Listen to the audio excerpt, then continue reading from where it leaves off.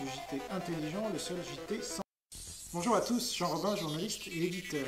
Ceci est la 37e édition du JT intelligent, le seul JT sans maquillage. Alors pour cette édition, je vais m'attaquer à un gros morceau. François Asselineau, président de l'UPR, et je vais démontrer en quoi il est un faux dissident, mais un vrai oligarque.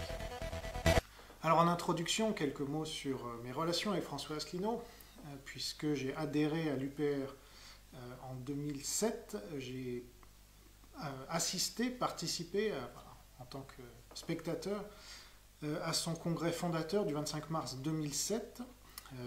Et puis je suis parti de l'UPR parce que, je l'ai expliqué dans une interview à Tepa sur Meta TV, j'estimais que François Asselineau n'était pas à la hauteur et qu'il n'avait aucune vision stratégique pour la France. Voilà, donc en gros j'y suis resté 6 mois, mais j'ai voulu rester en bons termes avec François Asselineau. Et donc je lui ai proposé, dans plusieurs supports où j'ai travaillé, comme BI, de Feu Louis Dalmas, je lui ai proposé une interview qu'il a refusée. Ensuite, je lui ai proposé à de nombreuses reprises une interview sur Enquête et Débat, et à chaque fois, il a refusé. Ça ne m'a pas empêché, donc je ne l'ai pas mal pris, ça ne m'a pas empêché d'interviewer Frédéric Tadei et de lui dire que François Asselineau souhaitait passer à son émission Ce soir ou jamais, donc, ce qu'il avait expliqué dans une lettre ouverte. Et suite à cela, Frédéric Tadei a dit « écoutez, vous n'êtes pas le premier à me le dire, et donc je m'engage à inviter François Asselineau. » Et il a tenu parole quelques semaines plus tard, et il l'a reçu sur son plateau. Voilà, donc on ne peut pas me reprocher d'être un ennemi, je ne sais pas, d'Asselineau parce que ce type-là ne me reviendrait pas ou je ne sais pas quoi. J'ai fait preuve de bonne foi à son encontre.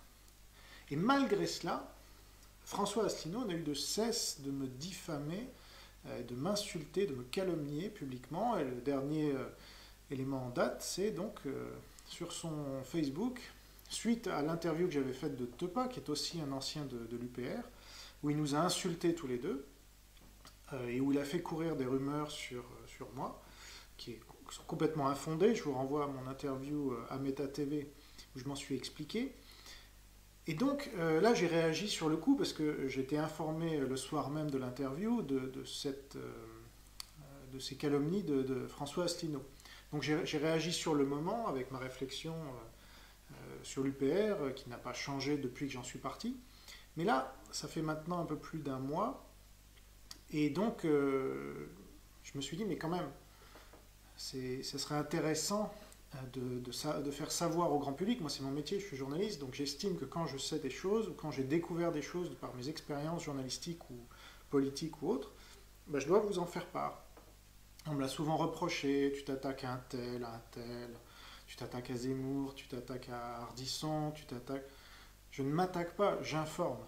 Je suis désolé si les gens qui prennent ces personnalités, soit politiques, soit médiatiques, soit autres, pour des gourous, que ça les gêne et que ça les dérange, mais il faut qu'ils souffrent le fait qu'on puisse critiquer des gens sur la base de faits. Et moi, mon but, je pense l'avoir démontré maintenant, ce n'est pas de m'en prendre à François Asselineau. Mais il faut reconnaître que de plus en plus, il prend de l'importance, puisque maintenant il est reçu dans les médias, il recrute, il affiche maintenant chaque nouvel adhérent de l'UPR, il y en a plus de 6700, je ne sais pas quoi. Et il emmène un certain nombre de mes compatriotes dans le mur, donc, parce qu'il leur montre le mauvais ennemi, puisque lui-même est l'ennemi. Et donc c'est un oligarque, donc c'est ce que je vais démontrer là. Et donc moi je n'ai rien contre Asselineau personnellement, je m'en fiche pas mal. Par contre, ce qu'il représente, ce qu'il incarne, constitue l'ennemi contre lequel je me bats depuis longtemps maintenant. Depuis le moment où j'ai compris qui dirigeait ce pays. Il a fait toute une conférence sur qui dirige la France. Voilà, c'est François Asselineau et ses amis qui dirigent la France. Désolé de vous l'apprendre, mais c'est certainement pas François Asselineau qui va vous le dire. Justement, pour le démontrer, je vais m'appuyer sur, comme François Asselineau, sur énormément de faits, de sources factuelles. Et je vais vous indiquer à chaque fois d'où est-ce que je tire tous ces faits. vous allez voir, vous n'allez pas perdre votre temps, parce qu'il y a pas mal de révélations dans les minutes qui viennent, sur François Asselineau et son parcours. Alors, il y a une partie qui est connue d'ores et déjà, mais que je vais quand même rappeler, parce que ça démontre bien d'où parle François Asselineau. Donc, il est diplômé, donc c'est un énarque, diplômé de l'ENA, d'HEC, et puis, on y reviendra longuement, de l'inspection des finances, hein, ce corps que vous intégrez, parce que quand vous sortez de l'ENA, soit vous devenez dans la Cour des comptes, comme François Hollande, dans d'autres domaines, soit vous deveniez l'inspecteur des finances, et inspecteur des finances, donc vous rejoignez Bercy, et là c'est un peu la crème de la crème. Ils sont 44, en tout et pour tout, et j'y reviendrai. François Asselineau est l'un de ces 44 au sommet de la pyramide de l'oligarchie française actuelle. Voilà, puisque Bercy, c'est les cordons de la bourse, donc c'est eux qui dictent leurs lois aux ministres et souvent même au président de la République. Mais on y reviendra. Donc François Asselineau, il n'est pas que inspecteur des finances, il a été directeur de cabinet de tout un tas de ministres ou conseillers, etc. Alors il y a Gérard Longuet, il y a Françoise de Panafieux, quand elle était ministre du Tourisme, il a été proche de Charles Pasqua, et on y reviendra, ça lui a bien été utile par la suite. Il est devenu directeur général adjoint chargé des affaires économiques et internationales au Conseil général des Hauts-de-Seine. Voilà. Donc ça, c'était la période Pasqua. Et puis, il a été son directeur de cabinet entre 2000 et 2004. Donc très proche. C'est d'ailleurs de lui que je tiens le fait que Pasqua n'a pas d'accent, ce que j'avais révélé au début d'Enquête et Débat, qui n'a jamais été repris par aucun média. Mais... Donc ça, on peut croire à Asselineau, parce que c'est une source fiable. Et donc Charles Pasqua, eh ben, il parle avec un accent pour se faire bien boire, mais il n'en a pas. Voilà, il vous parle comme un Parisien en réalité. Voilà, et à chaque fois, Asselineau expliquait bien que quand, voilà, dans les débuts de l'UPR, quand on avait on allait dans le 19e arrondissement, où il était élu conseiller de Paris, et donc il nous recevait là. Bon, il y avait la réunion de l'UPR, donc il utilisait son statut d'élu pour faire une réunion d'un parti. Je ne sais pas si c'est vraiment légal. Bon. En tout cas, c'était comme ça. Et puis après, on allait manger donc sur la place.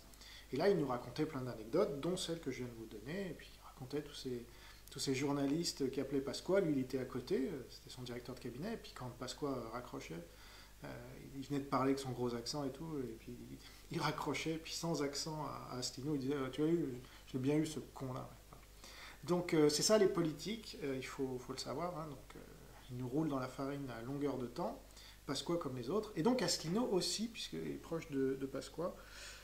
Il a été nommé directeur de l'intelligence économique à Bercy par un certain Nicolas Sarkozy. Alors là, c'est vrai qu'on se rapproche vraiment beaucoup de la tête de l'oligarchie. Hein. Quand on est nommé par Nicolas Sarkozy à un poste, bah, ça sent pas bon. Pour après se prétendre résistant, j'y reviendrai. Enfin, vous verrez qu'il y a beaucoup de similitudes entre Asselineau et Mitterrand. Bien, et donc, il n'indique d'ailleurs pas que sur sa page personnelle qu'il a été nommé par Nicolas Sarkozy. Certainement, ça passe pas. Donc, quelques autres noms d'inspecteurs de général des finances, pour que vous rendiez bien compte de quelle caste François Asselineau fait partie. Alors, vous avez des noms comme Alain Juppé, certainement futur président de la République, puis ancien Premier ministre, et puis ancien meilleur d'entre nous, selon Chirac. Vous avez Valéry Giscard d'Estaing, ancien président de la République. De toute façon, c'est pas dur. À part Sarkozy et peut-être Mitterrand, tous les présidents de la République et les premiers ministres sont énarques au moins et inspecteurs général des finances au pire. Donc voilà. Giscard d'Estaing, je l'ai dit. Daniel Bouton, ancien président de la Société Générale, parce qu'ils sont dans les banques aussi. Henri de Castries, tête d'AXA, voilà, les banques, l'assurance, tout ça. Jacques Chaban-Delmas, ancien Premier ministre. Pascal Lamy, alors il me semble qu'il est ancien directeur du FMI, celui-là. Voilà. Emmanuel Macron, il me semble qu'il est ministre de l'économie, celui-là, non? Et puis le petit protégé d'Attali. Jean-Marie Messier, hein, J6M, Jean-Marie Messier, maître du monde, si vous vous rappelez, anciennement à la tête de Vivendi, qu'il a bien coulé d'ailleurs. Parce que d'ailleurs, tous ces bras cassés, quand ils vont dans le privé, souvent ils dirigent des grosses boîtes comme ça, puis ils les coulent. Bah, forcément, ils n'ont jamais géré une entreprise de leur vie, jamais créé une entreprise, donc c'est pas étonnant. Alain Minc, tiens donc. Ah, voilà, encore des... Enfin, quand vous faites la liste, c'est vraiment... Et lui aussi, il coule les boîtes les unes après les autres. Dès qu'il conseille une boîte, pour être sûr qu'elle va perdre 500 millions d'euros dans les 6 mois. Baudouin Pro, tiens donc, président de la BNP, Paribas. Voilà. Regardez les plus grosses banques, inspecteurs généraux des finances. Michel Rocard, Premier ministre. Christian Sauter, je crois ancien ministre de l'économie ou secrétaire, ministre du budget plutôt. Jean-Claude Trichet, ah, voilà. Alors là, carrément, président de la Banque Centrale Européenne. Voilà. Alors, en fait, tous les gens que François Asselineau prétend combattre, mais il en est un. Donc déjà, c'est quand même bon de savoir quel genre de formation il reçoit, d'où est-ce qu'il parle. Et puis, ça devrait quand même vous donner une petite idée de ce qu'est véritablement l'oligarchie, et notamment là on est à la tête, au cœur de l'oligarchie. Voilà. Et d'où Asselineau parle. Mais on y reviendra. Alors sur Bercy, évidemment, je ne peux pas ne pas vous conseiller ce petit livre que j'ai édité récemment, Changer Bercy pour changer la France, où Bernard Zimmermann revient notamment sur l'inspection générale du finance, mais pas que, parce que Bercy, vous allez voir, c'est vraiment c'est n'importe quoi. Enfin, si le pays est dans la merde, excusez l'expression, depuis 40 ans, Bercy sont les principaux responsables, hein, parmi tant d'autres, mais l'énarchie, Bercy, etc. Et puis tout ce qu'ils ont permis en fait avec ce lobby marxiste, la CGT, etc. Voilà. Alors, quelques mots quand même sur l'héritage gaulliste de François Asselineau, parce qu'il cite De Gaulle en permanence. Oui, alors déjà, il faut remarquer qu'il ne cite pas De Gaulle quand ça ne l'arrange pas. Par exemple, je l'avais fait remarquer à Meta TV, dès que De Gaulle parlait d'une France majoritairement blanche, de culture chrétienne, etc., là, Asselineau, on ne l'entend pas. Parce que lui, c'est même le... Et puis quand il parlait de colomber les deux mosquées, qu'il craignait, donc il dénonçait une islamisation qu'il voyait venir, ou par rapport à l'Algérie, etc. Alors là, Asselineau, on ne l'entend pas, parce que lui, au contraire, il dit « Ah non, il ne faut pas diviser les Français », parce que certainement De Gaulle divisait les Français, selon lui, et donc il ne faut pas diviser les Français, donc il va à Beurre FM, il va à ouma.com, il va dans ces médias qui incarnent une philosophie contraire à la France et à ses intérêts, qui nous colonisent, que je sache, mais c'est pas grave. Donc voilà, De Gaulle, à ma connaissance, il n'était pas pour la colonisation de la France par l'islam, il était contre. Donc cette version identitaire de Gaulle, ça ne l'intéresse pas. Et puis, il faut savoir quand même que De Gaulle, il n'a pas remis en question le traité de Rome, qui a été voté le 25 mars 1957, puisque Asselineau a fait son congrès fondateur le 25 mars 2007, auquel j'étais. Et il se gargarise d'avoir fait ça le 50e anniversaire. Ah oui, sauf que c'est pas conforme à la politique gaulliste, puisque De Gaulle, il était pour ce traité de Rome. Donc que François Asselineau soit contre, c'est pas très gaulliste ni logique. Voilà. Alors, on peut enchaîner sur le piston dont François Asselineau a bénéficié en tant qu'ancien proche de Charles Pasqua, même très proche, une dizaine d'années. Donc, il faut savoir que Charles Pasqua, il a, dans les Hauts-de-Seine, c'était le grand Manitou des Hauts-de-Seine, et qu'il a fait construire le pôle Léonard de Vinci. Bon. Alors, c'est un truc, vous allez voir sur Internet, c'est un truc assez gigantesque, puis beaucoup d'apparats, beaucoup de dorures, etc. Mais dans ce pôle, c'est une énorme université, et puis il y a une école de management. Alors figurez-vous qu'en 2011, alors peut-être d'autres années, mais ça j'ai pas trouvé les références, mais en tout cas en 2011, François Asselineau en était professeur.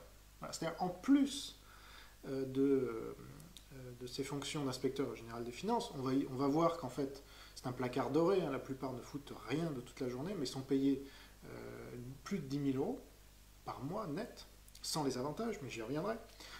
Eh bien François Asselineau cumulait avec ce poste où il déversait sa propagande de l'UPR. Alors on a des témoignages, voilà, par exemple sur un forum, quelqu'un qui dit « Je connais ce gars, il était mon prof de géopolitique à l'EMLV, donc c'est l'école de management Léonard de Vinci. Un désastre sur pattes. Tout ce qu'il disait c'était « Les USA, c'est méchant, sont méchants, De Gaulle, il est gentil. Et de la pub pour son parti de merde. » partie de merde, je ne partage pas, mais enfin, en tout cas, voilà. Il faisait la propagande dans son rôle de professeur, ce qui n'est pas compatible, théoriquement. Et quand on le contredisait à renfort d'arguments précis, il répondait: vous êtes trop jeune, venez me voir à mon parti, je vous expliquerai tout. Bon, donc prosélytisme. Le mec ne faisait que critiquer les États-Unis, pas un mot sur la Chine, la Russie, le Brésil, l'Iran, rien. Les USA ont fait ci de mal, les USA ont fait ça de répréhensible, etc. Il a fallu lui expliquer que la France était terriblement endettée aussi, ce qu'il niait avec conviction. Ça, c'est un des grands arguments d'Asselineau. La France n'est pas endettée. Ah ben non, parce qu'on a tellement de biens, le château de Versailles, tout ça, qu'en fait, on n'est pas endetté. Voilà. C'est la nouveauté, ça c'est un grand argument marxiste. Mais franchement, il fallait y penser, quoi. Et puis après, il déroule, alors je pourrais vous... Mais je termine, il concluait: c'est aussi un pote de Pasqua, sinon il n'aurait jamais pointé le bout de son nez dans mon école. On l'a même vu avec Pécresse un jour, quel focus ce mec.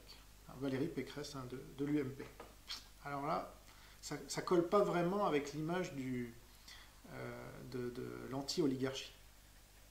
Alors, maintenant, on va passer aux choses qui fâchent vraiment. Parce que pour savoir ce que vaut quelqu'un, il faut savoir d'où il parle, donc ça, c'est ce qu'on vient de faire, et puis il faut savoir qui le paye, surtout.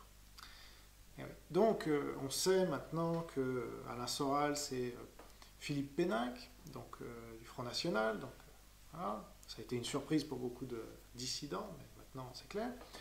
On sait que des gens comme Caroline Fourest sont les subventions publiques et puis les postes de journalistes ici et là. Qui est-ce que je pourrais vous citer d'autres? Bon, et puis alors François Asselineau, on ne sait pas trop, mais en fait, c'est clair comme de l'eau de roche. D'ailleurs, il s'en cache même pas, mais il faut réfléchir 2 minutes. Il fait partie des 44 inspecteurs généraux des finances que compte la France. 44, pas un de plus. Hein. Alors, selon le rapport d'activité de l'inspection générale des finances de 2013, sur lequel j'ai pu mettre la main, donc, il fait partie donc, de ces 44 inspecteurs généraux des finances, qui est la plus haute distinction à Bercy. Bon. Donc, il est tout en haut de la pyramide. Et il serait un dissident. Alors ça, première supercherie, parce que quand on est payé par l'oligarchie, chez moi, hein, enfin, après, je ne sais pas, peut-être il y a des gens qui ont des notions relatives des choses. Moi, non. C'est-à-dire que je travaille pour les intérêts de ceux qui me paient, logiquement. Bon, donc, moi, j'appelle ça la collaboration. Alors, c'est là où le parallèle avec Mitterrand est intéressant, c'est qu'il cite Mitterrand dans de nombreuses de ses conférences comme un modèle qui a dénoncé l'emprise des États-Unis, etc. Évidemment, Mitterrand, comme Asselineau, il déviait les patriotes de la véritable menace sur la France et de la pieuvre marxiste, et il désignait les États-Unis. Il disait, regardez, c'est une guerre à mort, ou je ne sais pas quoi. Donc, il cite un collabo en puissance comme un modèle, qui est Mitterrand, quelqu'un qui admirait l'Allemagne de l'Est, enfin vous connaissez, et surtout qui a reçu la francisque, mais ce qu'on sait moins, c'est qu'il l'a reçue en 1943. Donc là, la guerre était quasiment terminée. Donc les nazis perdaient partout. Et ben, il était encore à Vichy, il a reçu la francisque avec joie en 1943. Et puis ça l'a pas empêché d'aller voir les mouvements de résistance la même année. Ben, Asselineau, c'est un peu pareil. Voilà. Il est au cœur de la collaboration. Il gagne plus de 10 000 euros par mois, on y reviendra en détail, grâce à ces gens-là. Donc il est payé par le système, mais il est dissident. Ah bon? Il faudra nous expliquer. Alors, mais avant d'aller plus loin, il faut quand même comprendre ce qu'est un inspecteur général des finances. Après tout, les médias nous en parlent très peu. C'est encore une des raisons pour lesquelles il faut s'y pencher sérieusement. Alors, je cite, les inspecteurs généraux des finances, au nombre de 44 à la fin 2013, réalisent directement, supervisent ou dirigent les missions de l'IGF. Ils sont conduits à encadrer et conseiller les membres de la tournée en tant que chef de mission, superviseur ou référent. Voilà. Traduction, ce sont les big boss. Et ça, je tiens ça toujours du rapport d'activité. Là, les citations que je vais vous faire, c'est toujours dans le rapport d'activité. Donc vous tapez rapport d'activité de l'inspection générale des finances de 2013 et vous allez tomber sur le document que je cite si vous voulez les vérifier par vous-même. Alors dans ce document, on apprend, je cite, que les inspecteurs généraux des finances représentent l'État dans des commissions, conseils d'administration et comités où les enjeux financiers sont significatifs. Tiens, tiens. C'est ainsi que les inspecteurs généraux siègent dans des conseils d'administration aussi divers que BPI France, le commissariat à l'énergie atomique, le bureau de recherche géologique et minière, l'Institut national de la consommation, etc. Les inspecteurs généraux peuvent également y siéger en tant que personnalité qualifiée. Bah voyons. Alors moi j'aimerais que M. Asselineau nous dise dans quel conseil d'administration il siège. Bah oui. Parce que moi j'en ai trouvé un, mais ou à siéger, parce que c'est intéressant aussi. Et donc moi j'en ai trouvé un, mais il y en a peut-être d'autres qui sont moins faciles à trouver. Et encore, celui que j'ai trouvé dont je vais vous parler à l'instant, il ne figure nulle part sur aucune des biographies de M. Asselineau. Et d'ailleurs, s'il avait une fiche sur Wikipédia, on pourrait le rajouter volontiers. Alors voilà, on apprend dans le JORF numéro 75 du 31 mars 2005, donc c'est le journal officiel de la République française, page 5826, texte numéro 49, comme ça vous avez la référence complète. Alors que, je cite, par arrêté du Premier ministre en date du 30 mars 2005, sont nommés membres du conseil d'administration de l'Institut des hautes études de défense nationale, IHEDN, sur proposition du ministre de l'économie, des finances et de l'industrie, M. François Asselineau. Inspecteur général des finances et délégué général à l'intelligence économique. Voilà. Donc, et d'ailleurs, il l'était toujours en 2007. Donc, alors voilà ce qu'on lit sur, parce que je me suis procuré évidemment le rapport de l'IHEDN de 2007, rapport d'activité, c'est intéressant pour voir, parce qu'à ce moment-là, François Asselineau se déclarait déjà souverainiste, et puis, bon, proche de Pasqua depuis les années 2000, 2004. Donc en 2005, il est déjà souverainiste, anti-européen, etc. Alors, voilà ce qu'on lit sur le rapport d'activité de l'IHEDN en 2007. Pareil, vous tapez rapport d'activité IHEDN 2007. Je cite, « Il existe une synergie entre l'IHEDN et les centres de recherche universitaires étrangers. L'Institut a participé au colloque de l'université Johns Hopkins à Washington. » Alors là, c'est là où c'est marrant, parce qu'Asselineau, il adore faire des liens. Ah, vous voyez, lui, il a travaillé là, et donc c'est un suppôt de Satan, parce que c'est les États-Unis ou c'est l'Union européenne, etc. Bon, alors là, il faudra qu'il nous explique donc comment il a pu travailler, être au conseil d'administration d'un organisme qui a des liens très forts avec les universités américaines. Voilà, donc par ailleurs, il a été présent, donc là il parle de l'IHEDN, il a été présent au colloque d'Aix-en-Provence organisé avec l'Union européenne et l'université d'Aix sur l'Union européenne face aux armes nucléaires. Voilà, donc vous trouvez ça sur ce rapport d'activité, donc c'est intéressant, vous ne trouvez pas? Que ce cher François Asselineau est accepté, d'ailleurs, jusqu'à présent, il est inspecteur général des finances, il n'a jamais démissionné de son poste, il n'a jamais quitté, ou je ne sais pas quoi. D'ailleurs, je ne sais pas si on peut quitter, parce que c'est le genre de truc, vous êtes complètement inamovible. Vous êtes là, vous êtes payé à ne rien faire, mais jusqu'à la fin de votre carrière, et même à la retraite, etc. après. Mais là, voilà, il a accepté d'être nommé au conseil d'administration de l'IHEDN, donc qui est proche de l'université Johns Hopkins à Washington, et qui a été présent au colloque d'Aix-en-Provence organisé avec l'Union européenne. Et bon. Mais vous allez voir, c'est pas tout, parce qu'évidemment, là, on pourrait me dire, oui, mais bon, c'est une exception. Ah non. Parce qu'on lit aussi avec une belle photo, là, que je vous mets à l'instant, une belle photo de groupe devant le drapeau européen. Alors, j'ai pas trouvé François Asselineau dessus, mais ça représente le Collège européen de sécurité et de défense. Alors, que nous dit ce rapport de l'IHEDN? Correspondant français du CSED, donc Comité européen de sécurité et de défense, créé en 2005, l'IHEDN représente à ce titre la France au comité directeur et au conseil académique. Intéressant. En outre, pour les deux niveaux d'enseignement, cours d'orientation et cours de haut niveau, il désigne les candidats français et organise les modules à la charge de la France. Cette année, donc 2007, dans le cadre de l'organisation du cours d'orientation du CSED, l'Institut a convié tous les pays relevant du processus de Barcelone à participer à une réflexion sur la PSED. Alors c'est quoi la PSED? C'est la politique européenne de sécurité et de défense, et la sécurité en Méditerranée. dis donc, François Asselineau, anti-européen, vraiment? Ça me paraît très pro-européen, ça, non? Bon. Alors, ça c'était pour l'IHED. Mais il faut en revenir à la source. Qu'est-ce que c'est que l'inspection générale des finances?